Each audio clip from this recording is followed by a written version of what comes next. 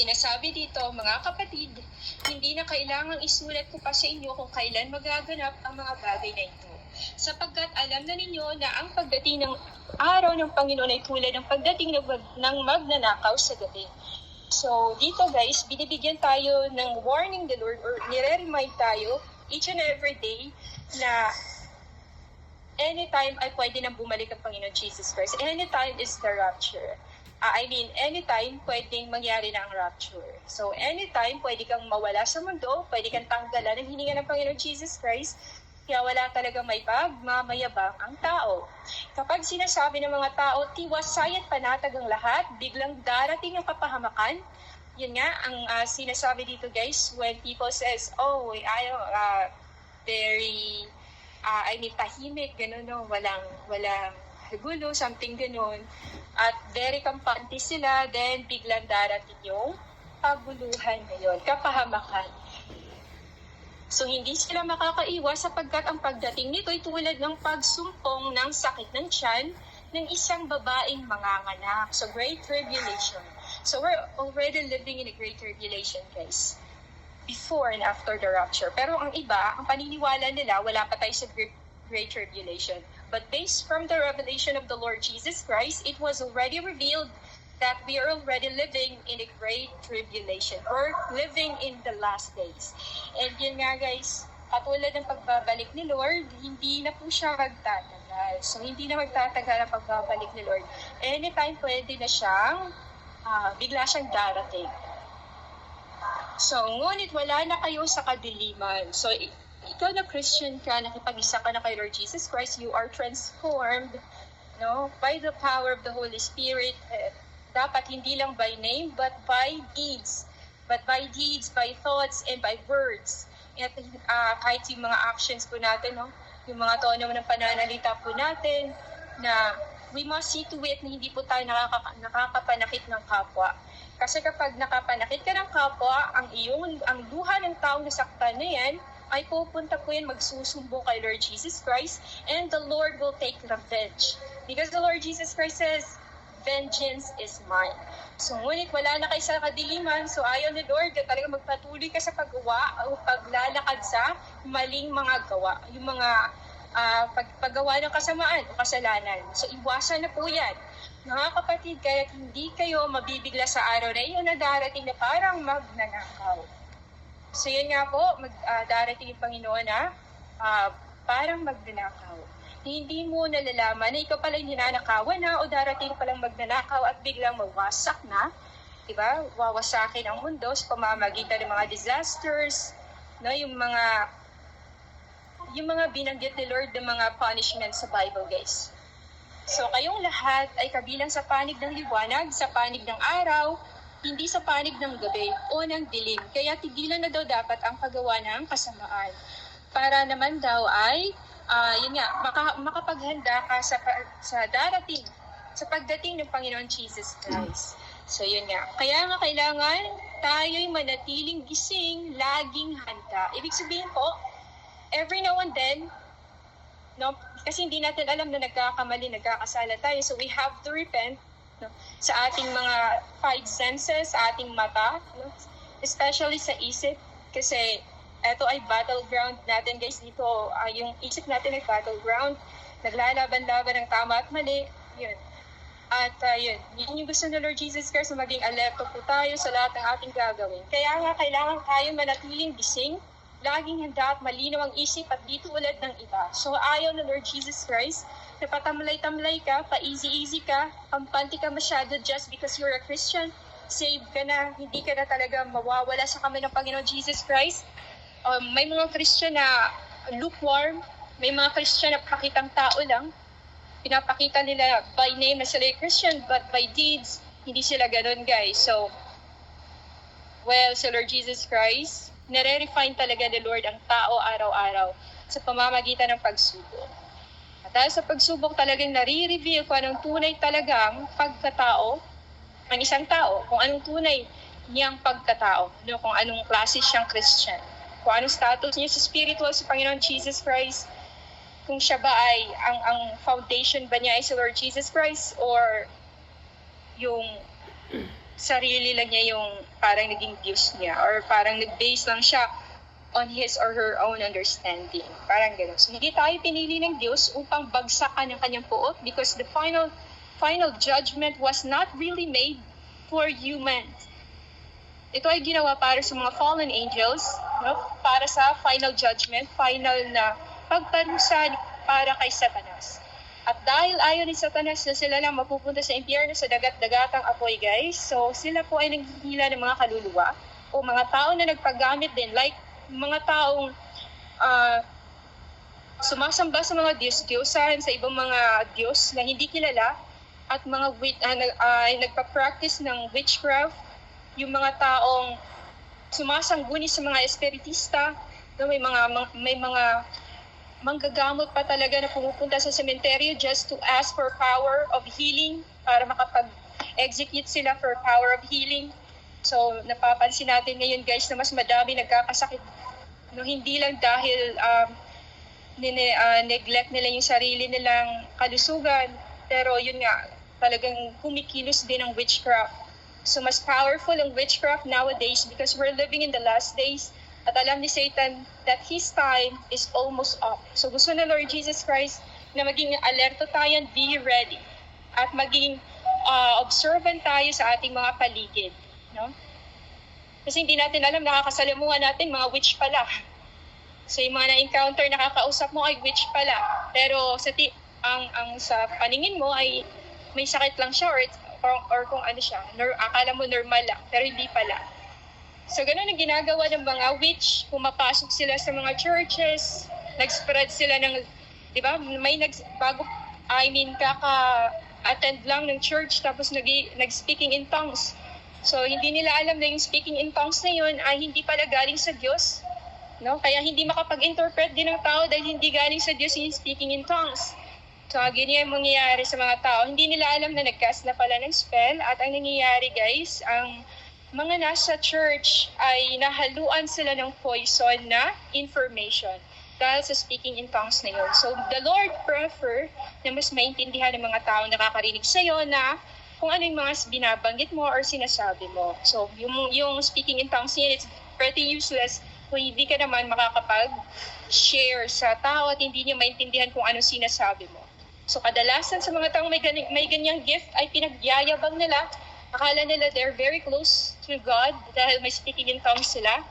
No? Pero the most important gift talaga na matanggap ng isang tao, guys, ay yung gift of love, because yung mga gifts, spiritual gifts katulad ng healing, visions, and dreams, yan mawawala. But the gift of love will never depart from you, guys. Hindi talaga mawawala yan. It's eternal. At yan ay passport mo sa langit. So kung wala kang love, hindi mo kilala ang Panginoon Jesus Christ. Yun. So dahil dito, palakasin ninyo ang loob ng isa't isa at magtulungan kayo tulad ng ginagawa ninyo ngayon.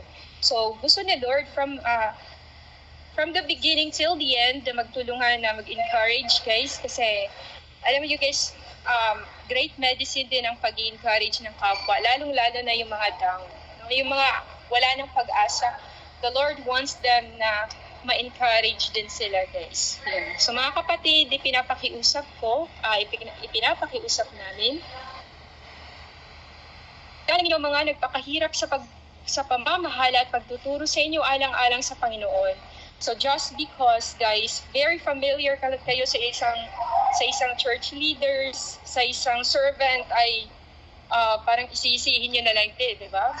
At every time din talaga na inuutusan sila ni Lord Jesus Christ, so may mga ginagawa sila para kay Lord, ay napakahirap kasi they're dealing with people with different attitudes, mga ganun, different attitude, different behavior, na yung mga ganong klaseng tao. So, napakahirap para sa isang servant na gawin yung mga bagay niyon. Pero yun nga, dahil tinatawag sila for that purpose, for that reason, guys, kaya sila sumusunod. Kasi pag hindi ka susunod, papaluin ka din ni Lord. So, yun. So, pag-ukulan ninyo sila ng lubos na paggalang at pag-ibig dahil sa kanilang gawain.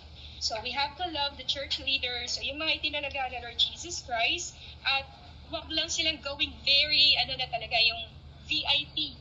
na very important person na nag-above na kay Lord Jesus Christ. Si Lord, ayon yung mga ganong klaseng treatment. Gusto niya patas lang. So, mas above talaga sa Lord Jesus Christ no, kaysa sa mga bagay o tao dito sa mundo, guys. Kasi si Lord is the sovereign Lord and powerful God. So, pag-ukulan ninyo sila ng lubos na paggalang at pag-ibig dahil sa kanilang gawain. Kasi hindi po talaga madali. So, makitungo kayo sa isa't isa ng may kapayapaan. No, kung yun yung gusto iparating sa atin ng Lord, as much as possible, be at peace with everyone. So mga kapatid, ipinapakiusap din namin na inyong pagsabihan ng mga tamad, yung mga lazy sa spiritual, hindi uma-attend ng Bible studies, ng prayer meetings, fellowship with the Holy Spirit, or yung hindi mga uma-attend ng hindi nagsisimba, or yung mga tamad tamad sa pagtatrabaho. So, kailangan po silang akayin. May mga ganong klaseng tao po talaga inaatake ng spirit of laziness. So, yun. Pasiglahin ang mahihinang loob. Kailangan pong encourage yung mga na-down at helpless na. Yung mga hopeless na. At kailangang kalingain ang mga mahihina. Maging matyaga kayo sa kanilang lahat. So, that's why guys, na ang leader talaga na napaka pasensyosa ay darating din ang panahon na talaga makikita din ang bunga ng kanyang pagpapasensya. So katulad lang din po yan ng isang magsasaka na talagang matyaga at mapasensya siyang naghihintay sa pamumunga ng kanyang palay. So yun ang ginagawa din ng isang church leaders o isang alagad o lingkod ng Panginoon Jesus Christ. So mga kapatid, pinapakiusap din namin na inyong pagsabihan, yun nga, mga tamad, sinulit ko lang. So huwag ninyong paghigantihan ang gumawa sa inyo ng masama. So just because hindi ka tinulungan ay talagang magte-take revenge ka. So maghihiganti ka na hindi mo din tutulungan kasi hindi ka tinulungan. Dahil minura mo din. Dahil ginawan ka ng masama, ginawan mo din ng masama.